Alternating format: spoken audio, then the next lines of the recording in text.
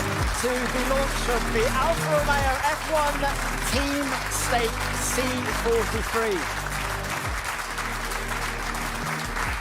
It's fantastic to have you with us, wherever you are in the world. If you're watching at home via the live stream, welcome. And as you can tell, we have a live audience here in the studio in Zurich.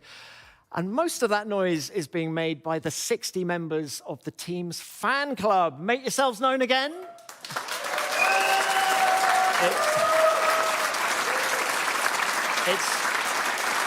It's great to have you with us. It is also great to have the team's new CEO, Andreas Seidel, with us as well. Welcome, Andreas. We also have the team's partners, and we have some very special guests as well, including Marcel Hoops, six-time Paralympic champion. His wheelchair has some Sauber technology in it. Very warm welcome to you, Marcel, and to Boogie, the creator of our art car. Now, many people have thought of our art car as the winter livery. Well, we're soon going to see the summer livery, the brand new C43. But before we do that, and before we meet the drivers, I'd like to welcome two members of the management here at the Alfa Romeo F1 Team Stake. First of all, I'd like to welcome Managing Director of the Sauber Group and F1 Team Representative, Alessandro Aluni-Bravi, and Technical Director, Jan Monchot. Gentlemen.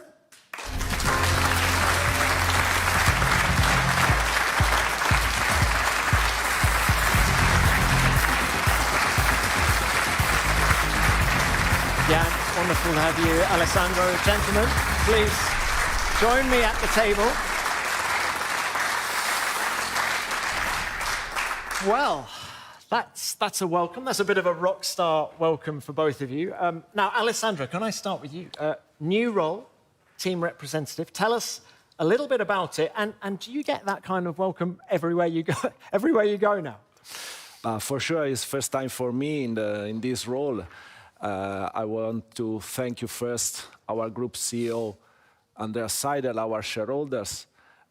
It's a very important day for us, the launch of the C43, and for me to be the team representative makes me feeling very privileged and honored to represent Sauber and Alfa Romeo F1 Team Stake, all our employees, all the people that has been working on this project. Now, we'll hear a little bit more about the car from Jan in just a minute, but it's been a busy winter, Alessandro, for the team commercially. Can you just tell us a little bit about some of the new partnerships we have? Of course, each winter we work hard, to bring to the team new resources, new partners that can help us also to, I would say, change our style, our approach to be more fresh, more innovative. And this year we are really proud to welcome on board new partners, starting from our co-titled partner Stake. So the team will be named Alfa Romeo F1 Team Stake. We have a lot of partners that will create huge activations around our brand, our team. And our vision is to get closer to the fan.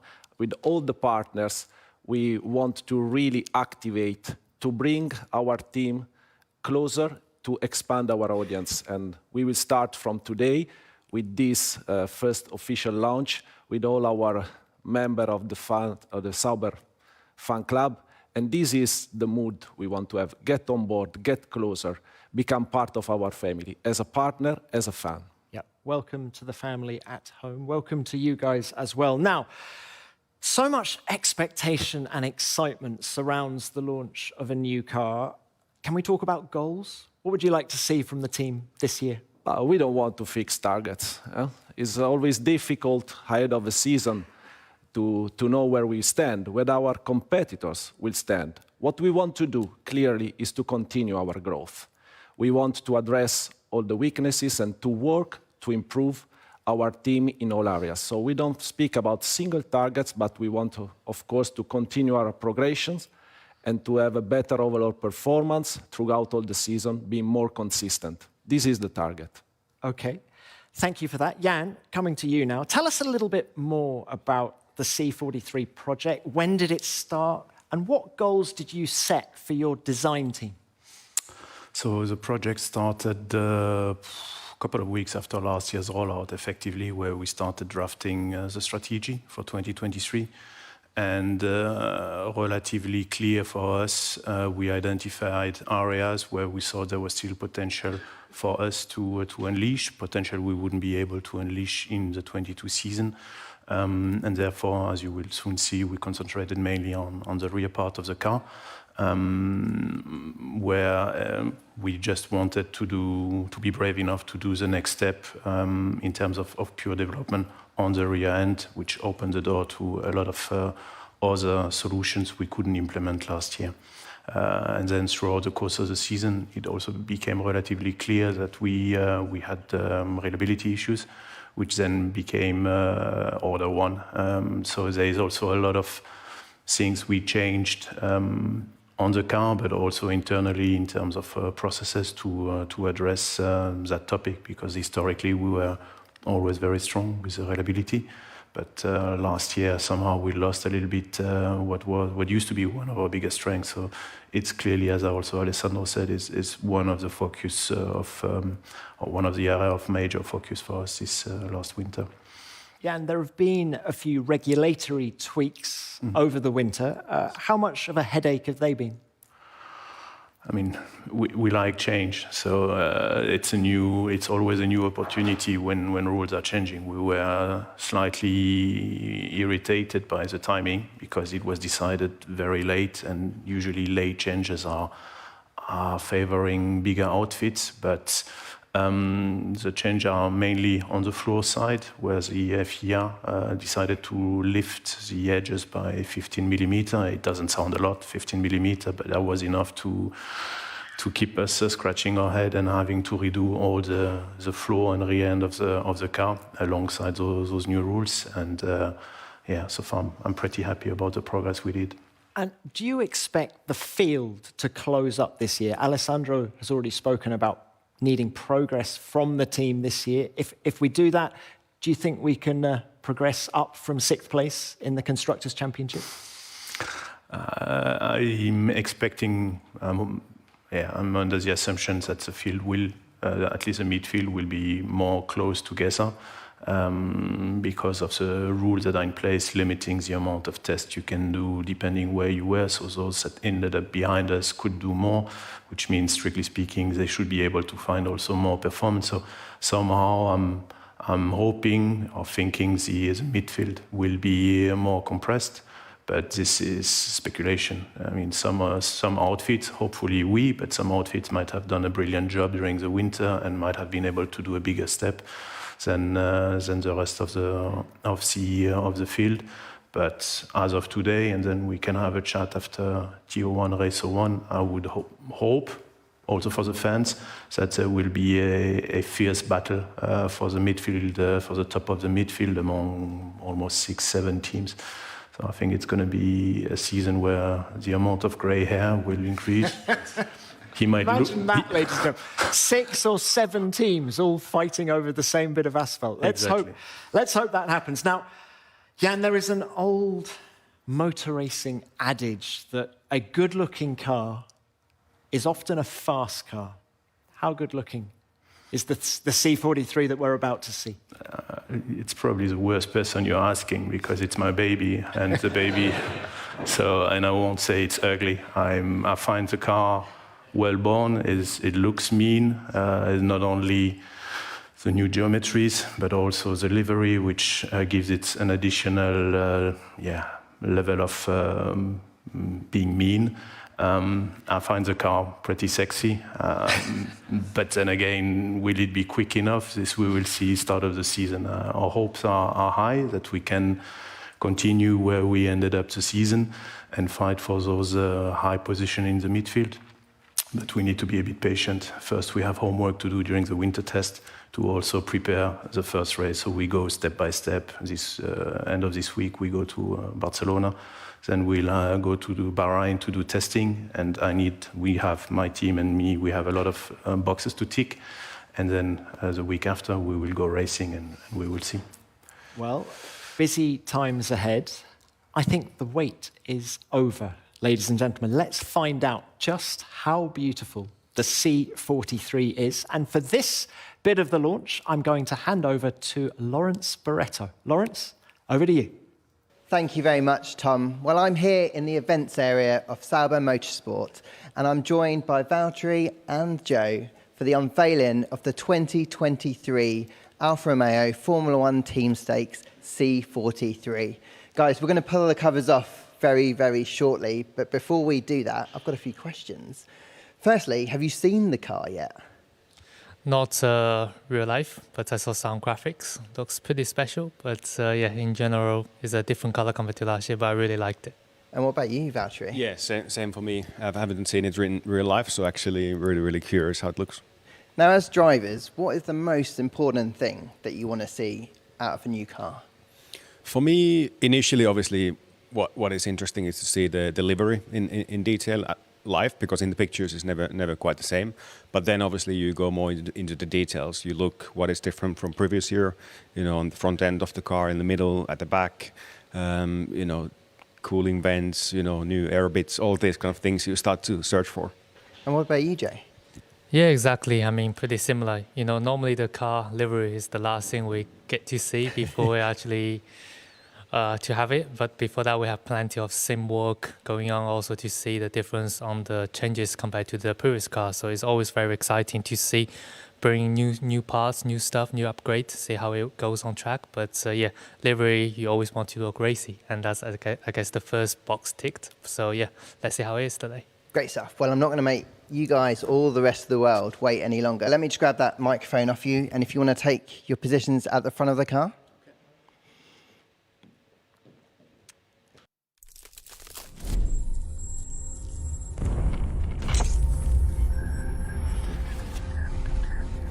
Tommy to Marco, radio check, okay.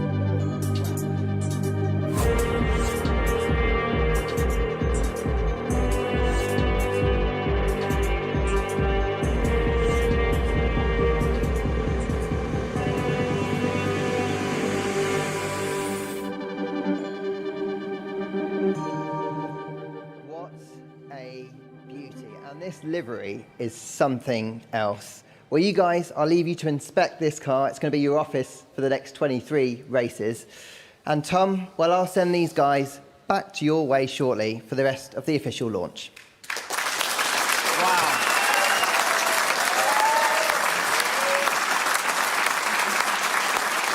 Wow.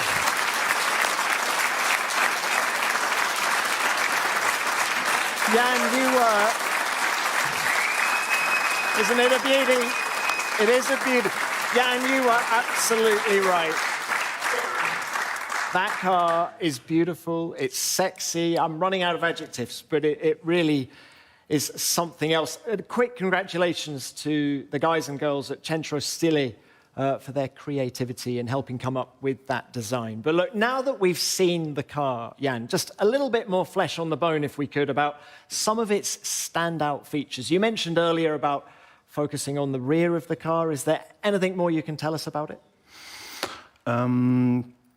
Yeah, in effect, as I mentioned before, we decided to change the rear axis, or redoing the rear suspension, and also therefore the gearbox casing, which then opened the door to new layouts, especially on the cooler side, which themselves, once in place, allowed us to develop the bodywork as we've been doing, which last year during the season was not possible. And the concept we had followed last year, we were of the opinion had come to a sort of plateau, and to unleash the next level of performance, we had to do all those changes. So that's been quite a journey for us because it's a big complex part we had to redo.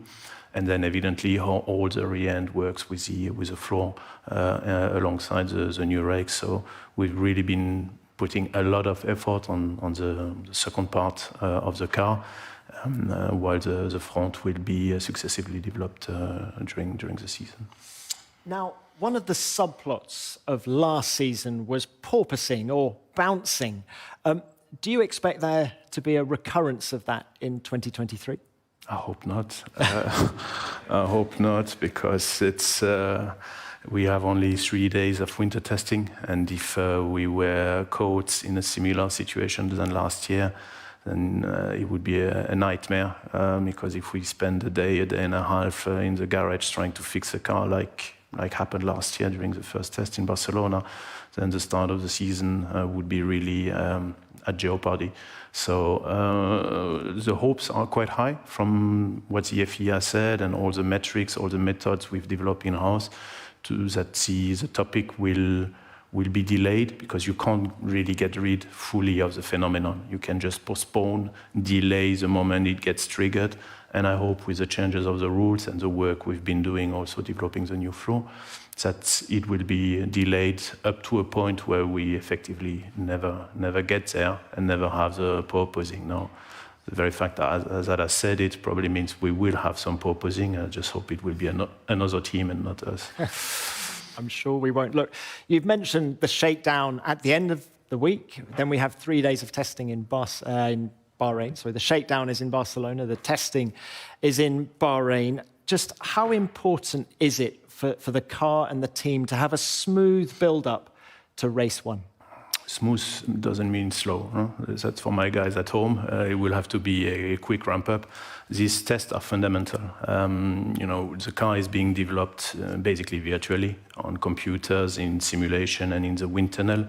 And the shakedown is the first big milestone to ensure the cooling layout, all the hydraulic pipes, all the electronic, and believe me, it's an absolutely nightmare. And the guys at home have been doing a brilliant job. Is working, because if the electronic, you know that from your own car, if it doesn't work, the car doesn't drive. Huh? So it's really the first milestone to tick and start getting a feel from the measurement we can do on track if they are in line with our expectation.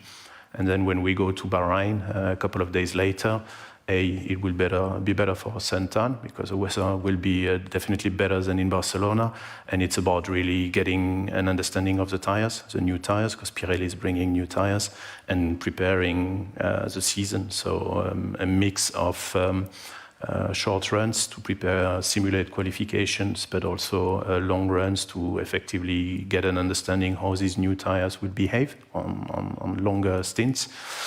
And hopefully having absolutely zero problems of reliability, so that as soon the light turns green, we are out and we are in when it turns red again, because we need to put mileage. We need to really be maximizing the mileage, because mileage is the best way to ensure you have the reliability. Well, lots of hard work, lots of laps ahead. So, ladies and gentlemen, we have seen the new C43. We've heard about some of the technical aspects of it. There's 3 people we've yet to meet, and I think now is the time to meet the people who are going to be driving this C43. Let's meet our heroes.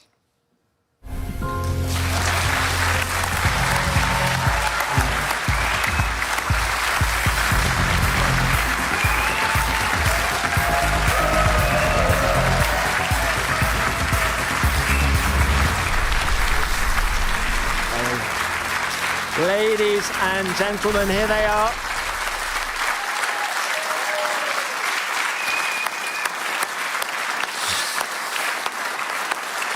Our heroes indeed. So, they need very little introduction from me, but the man in the middle is clearly Valtteri Bottas, 10-time Grand Prix winner. On the right, as you look, we have Zhou Guanyu. And who can remember Zhou's amazing debut in Bahrain just over a year ago? And closest to me, Théo Pourchaire, our reserve driver and vice champion in Formula 2 last year. Guys, it's great to have you with us. Can I ask you to come to the table? Come and join us. Let's have a chat. So, can I just say, guys, that's very Formula One of you to have got here so quickly from the factory. Now, Valtteri, it's good to see that you're still looking like an Aussie rules footballer. Thank you. You've still got the haircut going on, the tash. It looks like you've had a good break. Definitely, yeah, had a good break, which is important because now as we start getting to the season, then we go pretty much full gas until the end of the year. So like a mental reset and physical reset is important. So I'm full of energy and keen to go. Well, you've been in Formula One for a decade now. Just how excited do you get at the launch of a new car? You always do. I get this question quite a lot, like, do you still get excited, you know? But you always do, because in the end we're racers and we're really fortunate people to be able to get to drive this kind of machinery, which has been engineered for God knows how many days. So many hours have gone into it that it's a real privilege to, first of all, see the car and then especially drive it, you know. Yeah, and there's a question. How many hours have gone into the C43? If you ask my wife, too many. And if you ask myself, probably not enough. Yeah, we don't count, you know, it's our passion, and we're living our passion. And therefore, when you do something with your heart and with your passion, you don't really necessarily count the hours. It's a concept that most of us don't fully adhere to. So we've been working a lot. And that's what matters. We really, I think, and that's the most important one, the team has been giving its best. And that's always very important, to not be then, once a car is rolling out, like, oh, if I had been, oh, no, I won't, no regrets. So, and that's how the team works, and I'm very happy about the final product. And Valtteri, year 2 for you with Alfa Romeo. What can you achieve? I mean, last year was a very solid start. What about 2023 for you? What are your goals? We need to achieve more. It's simple as that. You know, we always need to aim for better, aim for higher. The whole team and myself included, we always need to keep improving. That's what drives us. So expecting, like Alessandro mentioned, better consistency, more points, better results. But how to get there, that's the tricky bit. And that comes from all the details and working really, really hard together as a team. Thank you, Valtteri. Joe, we'll come to you now. You've been back in Shanghai over the winter. Just how important was it for you to get home and recharge?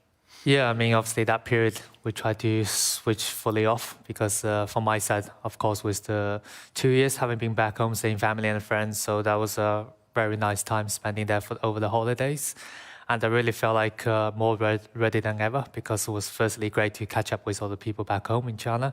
And then coming back here, I feel like I was able to training harder, put in more effort in, because I feel like I had a nice winter break, and now it's time to work. So yeah, it was a lovely time over the last 2 months. Now, like Valtteri, it's year 2 at the team for you, but it's also year 2 in Formula One for you. Just how different is your approach coming into your sophomore year?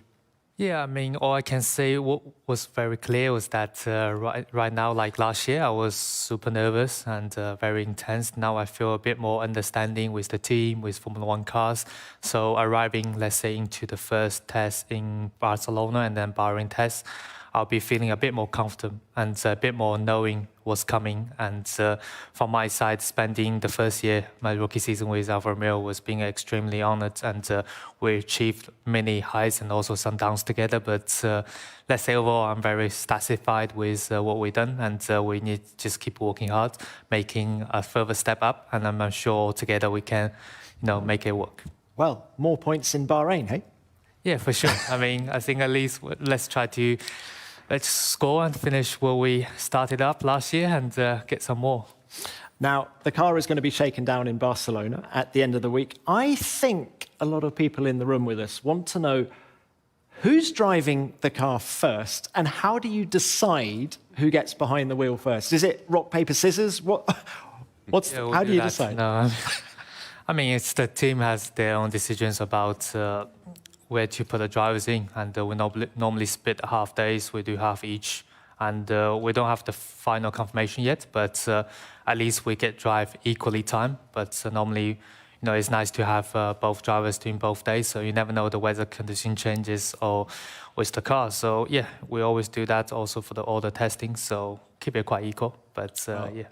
Joey, some good news. We had a look earlier, didn't we, Valtteri? The weather in Barcelona is good for the end of the week. But look, Theo, coming to you now. You're the team's reserve driver. Now, you're going to be racing in Formula 2 again this year. So you have got a busy season ahead. Yeah, for sure. Very busy season ahead. But I'm very happy, to have this opportunity to be a reserve driver for Formula 1 team. For me, it's an amazing opportunity to grow as a driver, as a person. It's compared to Formula 2, it's a much, much bigger world, much more difficult. But, I'm learning so much. And this year as well, third season in F2, I'm going to give my best for sure. Let's try to win it.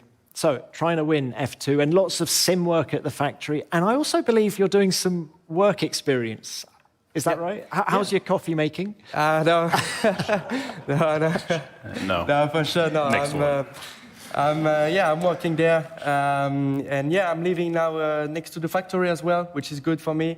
Living in Switzerland, far from my family. It's sometimes a bit difficult, but it's a great experience, and I'm ready for it. I'm ready to make a sacrifice, to achieve my dreams. So it's good. Now, Alessandro, obviously Formula 1 is a team sport, but what do you want to see from these guys, our drivers, this year? First of all, I want to say that drivers are a very important asset within any Formula 1 team. And we are really happy to have this drivers line up.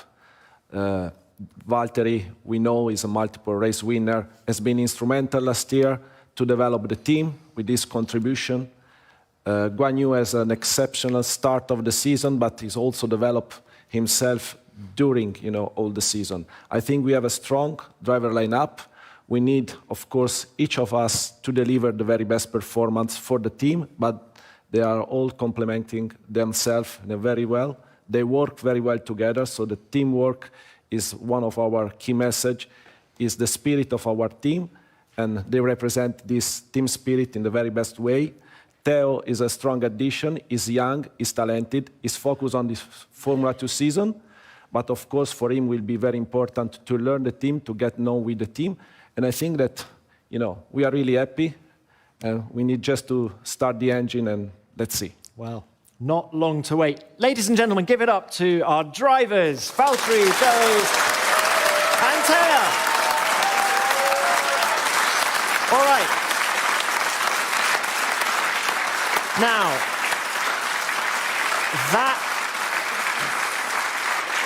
okay, well done. All right, that is enough questions from me. And we're now going to have some questions from the media who are assembled in the room with us.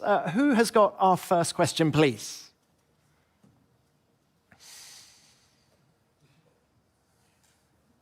Yeah. At the back, sir. Just wait, we'll get a microphone to you. Hi, this is a question for Valtteri. Apart from racing, how many miles you put on your bike? It was actually a good off season for that. I spent most of my break in Australia, a bit of time in New Zealand. So obviously it is summertime there. So kilometers, I think in December I had just shy of 2,000, but it was mainly on gravel and stuff, so not so easy kilometers. But it was good time for that. So. Valtteri, they say fitness is cumulative. So are you the fittest you've ever been in your life? I think always as a driver, every year you learn something more about yourself. You learn what works to be fit in the car, but at the same time you learn about yourself what is sometimes good for de-stressing, like what kind of activities and etc. So fitness-wise, from all the numbers, I'm at my peak, at least on the bike. But as the season gets closer, I've started to do more specific training for driving in the gym, etc. So yeah, from fitness side, I think I'm sorted. So. Joey, are you good on the bike? Tell us a little bit about your training program over the winter. Yeah, definitely not as good as him on the bike. As many of you might know, bike is probably not my favorite hobby so to train at. Yeah, but you did go to Australia. The weather's good down there. Yeah, it does more indoor bike than outdoor like Valtteri, but yeah, I does quite a bit more running instead of biking. And yeah, overall, let's say the last few months, of course, it's been enjoying holidays, and then since mid-January, has been back training to be ready for the season ahead. There's a lot of obviously endurance training for the coming season, the busiest year ever, 23 races, and followed by neck training, of course, because remembering myself coming from February series to Formula One, neck was definitely the first pain I felt when I was driving day after day. So that part, I think we're sorted after the whole year last year, but still have to keep it ready. Okay, thank you guys. Do we have any more questions here in the room? In which case, we're going to join the media virtually. We have media joining us from all around the world. Who has our first question, please? We have, I think, Ed Straw. Are you with us, Ed? Yes, I'm here. A question for Jan, please. Could you explain in a bit more detail the main areas of change for the car this year compared to last year, particularly the reasoning for going in the direction you have with the rear of the car? Are you confident these changes will improve the rear stability in the faster corners, given that was a problem the driver struggled with a bit last year? Oh, that's a lot of questions. We've been just seeing also the evolution of those new the cars, the new regs last years, and had to acknowledge that there were a better solution how to manage the flow to the diffuser, so the flow going to the rear tires. But because of the decision we had made on an architectural point of view, we were stuck in a corner. So we effectively been doing the changes. You will, I'm sure, by looking at the pictures, you will notice on the rear axis, as I explained earlier, which then allowed us to have a different cooler arrangement. And this then opened the door to quite a change for us in terms of bodywork and how we handle the hot air coming from the radiators compared to last year's car. So it's not a revolution. Similar solution were on the grid already last year's, but it's something we couldn't implement without a major change of the architecture, and it's also what we've been doing there. We also think, and from what we've seen, see some of the weaknesses we had on an aero point of view, which was effectively, in a very simplistic way, high-speed performance has been also significantly improving, thanks to also the new potential we unleashed with this new bodywork and this new way of working the floor between the rear tires. So I hope that answers more or less all the question. And reliability, the car hasn't run yet, so the reliability is perfect. And I just assume it will stay as this. We've spent a lot of effort and working hours to improve our processes internally, mainly on the cooler side, where we had a weakness last year, at least in the first part of the season. And touch wood, I don't have any here, but I'm very confident we have left these issues behind us. Jan, given the changes to the tyres, to the floor, etc., are you expecting lap times to be faster than last year? I'm not going to tell you that, no. I mean, the rule change, I think order of magnitude came, let's call it half a second lap time loss, which I would assume is more or less plus minus a tenth, the same everywhere.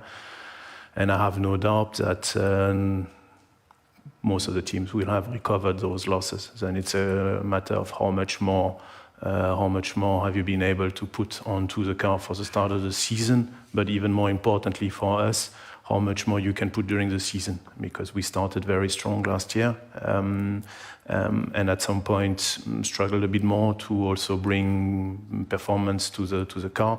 And it's going to be a 23 races season, and if there's one thing we also learned last year is that the season is not over until the last lap in Abu Dhabi, because it's the last lap where we finished P6 with half a second ahead of Vettel.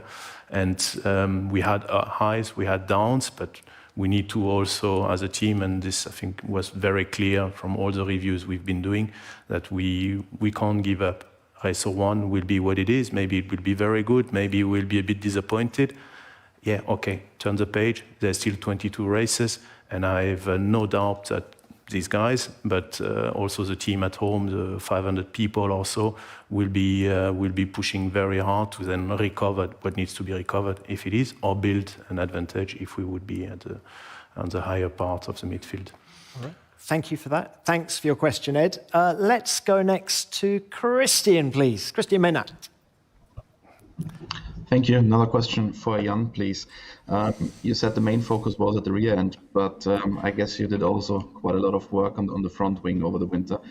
Last year, with the budget cap, we saw a lot of development during the season going on the floor, because it's less expensive than to develop the front wing. How much emphasis did you put on the front wing during the winter break?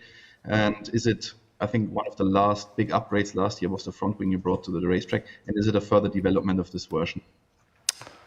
So yes, we developed quite late into the season last year and brought a front wing, which I think was in Suzuka, if I remember well. The front end is more difficult in terms of development in the numerical world and in the wind tunnel. Let's say the return on investment is smaller. It doesn't mean there's no performance. I mean, as long as we are not first on the timing sheet, we have performance to grab everywhere. But since you've got limited amount of wind tunnel runs to test you are allowed to do, and you've got also limited resources, at some point you need to also make strategic calls. Where am I investing majority of my resources? And I am more in favor of doing one thing properly than starting 5 different dishes and then end up with solutions that are just marginally better. So the front end, don't worry, we've been working on, and there will be also significant changes being presented, at least at the start of the season.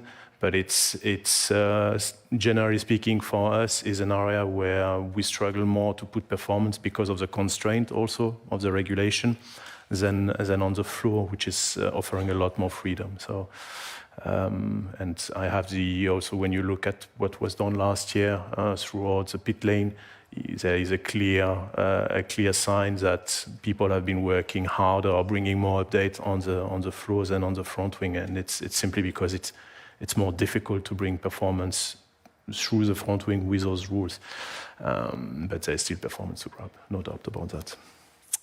Thank you, Jan. Thank you for your question, Christian. Next up, Ian Parks, please. Ian. Hi, Tom. Hi, everyone. My question's for Alessandro. Alessandro, you've been designated as team representative. I wondered if you could outline your roles and responsibilities in comparison to being team principal.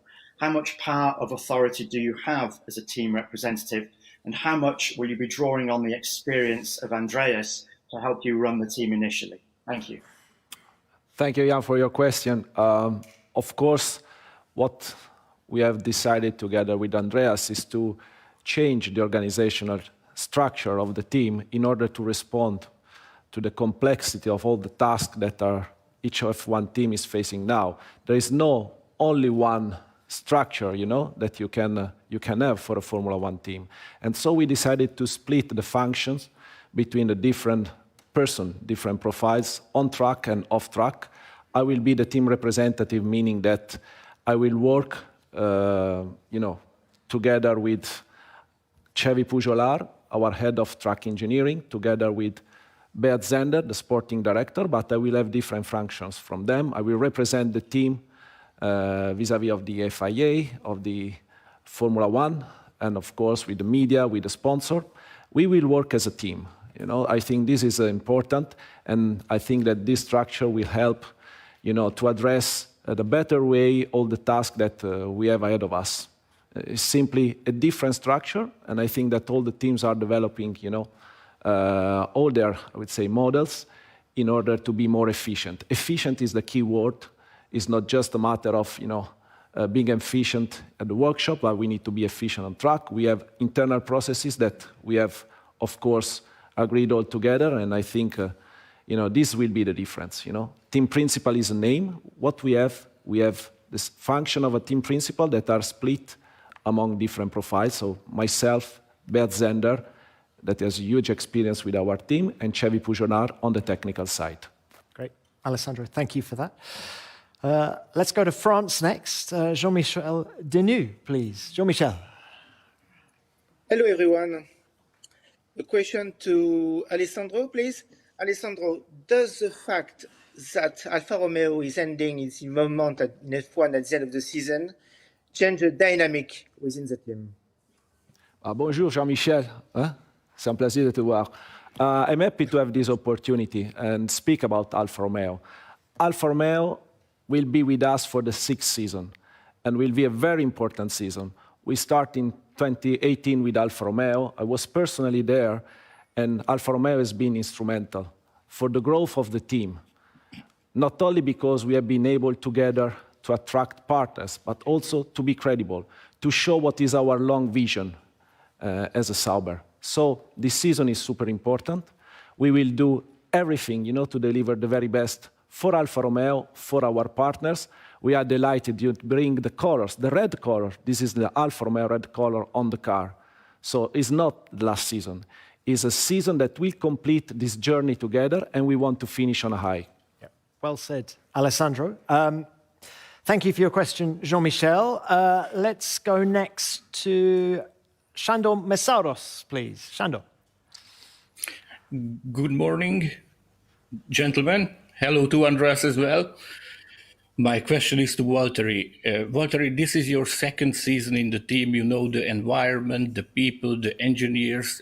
Can you please elaborate a bit on your influence as a driver on the development of the car? Thank you. Thank you for the question. Good morning to you as well. It's definitely been interesting. Like I've said multiple times, I think in this team, I feel like my role has been very different to what I've ever had, really, in Formula One. A bit more involvement, a bit more information going through me in a way. And obviously, the work started early last year together. I tried to give all my experience and technical knowledge I could from the past. And then that work continues, throughout the whole last year, always, whether it's an issue with the car balance or whatever, we always feed him back the best we can.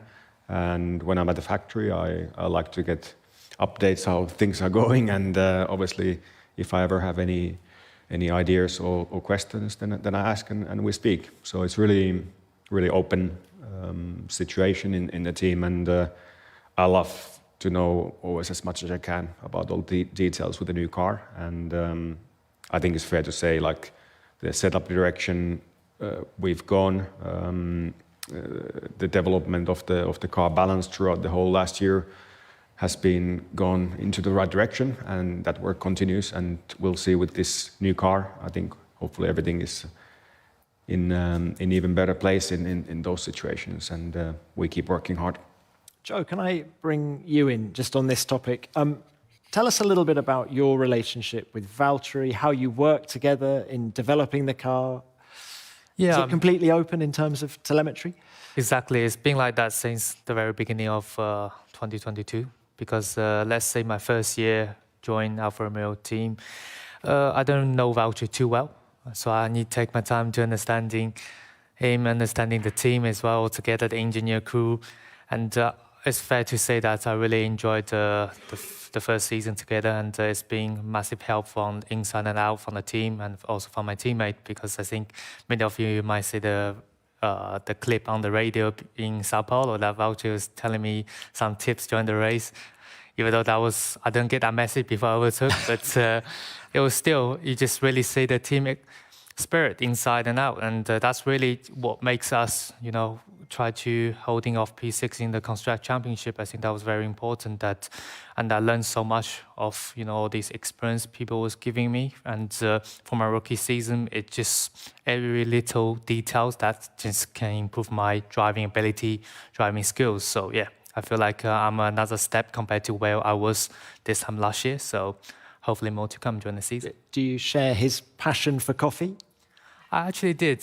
You do share it? Okay. Yeah, before last season, maybe I had like 2 coffee in the last 4 or 5 years. Now, yeah, mostly every day, and especially in the race weekend. Is it Valtteri's own coffee, though?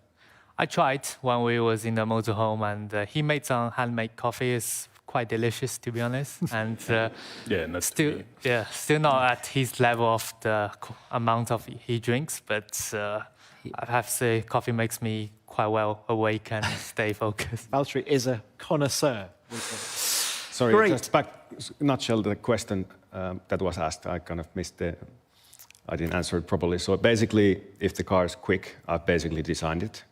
But if it's not quick, then I had nothing to do with it, so.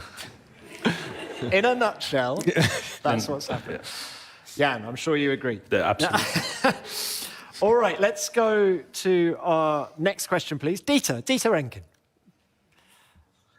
Thank you, Tom. Hi, guys. A question for Jan, please. Jan, last year's car was fundamentally a clean sheet design for obvious reasons, new regulations, etc. Whereas this year's car, as you've outlined, is more of a sort of evolution rather than revolution. What do you and your team prefer, starting from a clean sheet or eking away little improvements here and there? Good morning, Dieter. I like the orange. It's very orange today. Always, yeah. Effectively, as a small team, we like the challenge of a blank sheet of paper, where I think we also showed last year in a limited amount of time, with limited resources, that we were capable of doing things that were not too bad, which means it's what we prefer. Then for your blood pressure and for the stress level is not the nicest, because there's so much unknowns, and up until you see what your competitors have been doing, you are extremely nervous to potentially having gone the complete wrong way, as it can always happen. And the other drawback of the other alternative, which is just a continuous evolution, it comes also to at some point the experience of the team, the size of the team, the resources you have also play a role, and that's an area where we are a little bit less comfortable than some of the big teams around us. So if I could choose, I would like to be restarting from scratch regularly, but then also financially, and again for my blood pressure and for my few hairs, it's not good neither. So every 3-4 years is okay. Thank you, Jan. Thank you for your question, Dieter. Let's go to Oleg next, please. Oleg Karpov. Hi, my question is to Alessandro. Alessandro, can you elaborate a little bit more about the responsibilities you will have within the team? And in particular, is there anything new you will be doing next this season that you haven't done before? What are you most looking forward to? And what do you think you need still to learn and understand? And even given your experience in racing. Good morning, Oleg. First of all, you have always to learn. I approach this with humility. It will be a new role for me in addition to my position as a managing director, so very new, I would say. And of course, I don't have the experience, the competence of other, team principal or team representative. So for me, will be first day to start learning, but I have a strong support from a team, very, competent people, a strong group working around myself. I will be, coordinated and guided by our group CEO, Andreas Seidel. We have Beat Zender on track. We have people like Chevy Pujolar that has huge experience. So I will be supporting them as they will be supporting me, and this makes me comfortable, although I know that I will be facing challenges. But as I said, I will be approaching this with humility. What will be new? Of course, as a team representative, I will be at the pit wall, and I will be also taking part in all the activities with the FIA and the Formula One. So I will be leaving, the race weekend, of course, together with the team. I will be there to support them. I will be there to support the driver.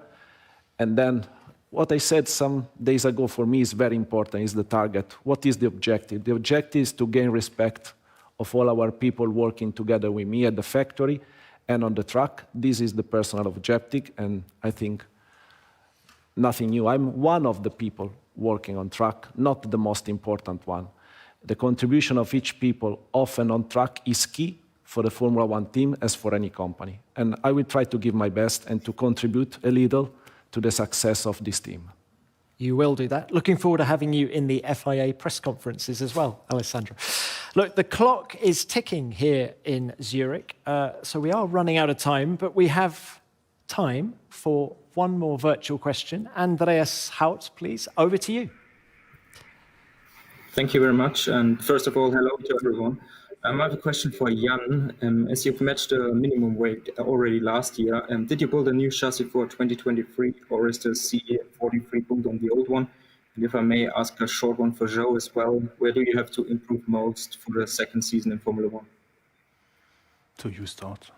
And I think of it, yeah. Yeah, firstly, good morning. From my side, I think as a team is quite clear, is the first, let's say, the 100 meters. Beginning of the year, I was improving one lap pace to get the confidence to be absolutely pushing on the limit, not making a mistake in quali, and we was able to reach that throughout the season. Let's say summer break was a switching point to improve my quali pace. But then, let's say the start, we are one of the team that couldn't get it most consistent out of it. So I think that's, as a team, we've been working super hard since the last winter. Hopefully, we will be making a further step up and try to be more consistent on my side, because there was a lot more, let's say, new tracks for me to learn over the 22 season. So this season, most of the track I drove there, so all this can really take into consideration, and I feel like this year we can definitely making a further step up. But we are, as a team, very clear with the weakness and also the strong point. Joe, there is still one new track for you this year. We're going to Las Vegas. What do you know of it? Have you had a go on the simulator yet? Not yet. It's very luxury. I think every driver is very exciting to go there. And the quad tire also is the one I never drove before, so 2 tracks, a little bit less task. But yeah, I say the layout, but we've been focusing mainly on Barcelona bar in preparation for sale of a new car before we put it on track, but really looking forward to drive all these new tracks, because it's always exciting. You don't know if you're going to like it a lot or not, but it always gives extra entertainment trying the new things. Just before we come to you, Jan, Valtteri, have you driven the sim of Las Vegas? No, I haven't. I don't think many, well, I hope no team have the scan yet of the track, so I think still waiting for it. But looking forward to it. Looking forward to it, definitely. It's going to be a good show and weekend. Good race, and hopefully good track. All right. Jan, sorry. So I have back to to answer you. that question, yeah. On the chassis, if we redid the chassis. The chassis we changed in some areas, and I might be a bit mean, but I will just invite him to look at the pictures and try, like my kids are doing, try to find at least 7 differences between the chassis. From last year and this year, and depending how many he can find, he will have the answer to his question himself if we did a new chassis. I'm not going to tell you absolutely everything today, so we can regroup in Bahrain if he's discuss the topic. All right, Andres, are you up for the task? Find 7 differences. Yes, I am. Excellent. We'll revisit that one in Bahrain. Okay. Well, ladies and gentlemen, that is the end of the official launch. A huge thank you to everybody involved, to my panelists, to Valtteri, to Joe, to Teo, to Jan, to Alessandro, to Lawrence in Hinwil for the official launch, and to you at home, because of course without you, the fans, All of this is meaningless. And a quick note that you can have the C43 in your own homes via the augmented reality experience that the team has brought together with JigSpace. It's available now, so please do that. But that's it from us in Zurich. It's hard to believe that the first race is less than 4 weeks away. We'll see you then. Bye for now.